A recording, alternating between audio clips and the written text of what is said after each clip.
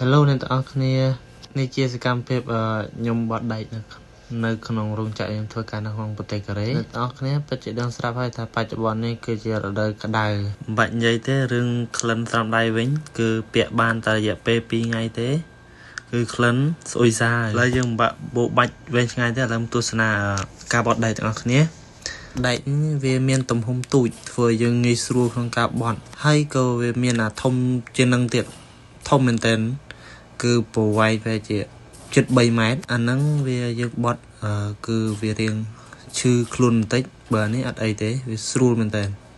ប៉ុន្តែរបស់ដែលស្រួលបត់អញ្ចឹងគឺមានការកំងតិចមែនតើ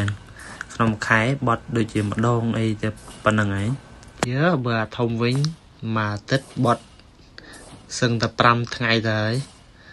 ខ្ញុំនេះចង់លេះស្មាប៉ុន្តែឥឡូវលៀងដែរថាតកែខ្ញុំគាត់នឹងកំងម៉ាស៊ីនអូតូដាក់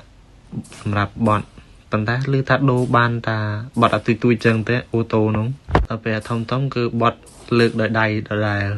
រោងចក្រខ្ញុំគឺធ្វើតែវិញថ្ងៃទេហើយចូលរោងចក្រទាំងអស់គ្នាហើយពិបាកអត់មើលរោងចក្រទាំងអស់គ្នារោងចក្រខ្ញុំគឺប្រភេទការងារស៊ីម៉ោងគឺស្រួលទេប៉ុន្តែ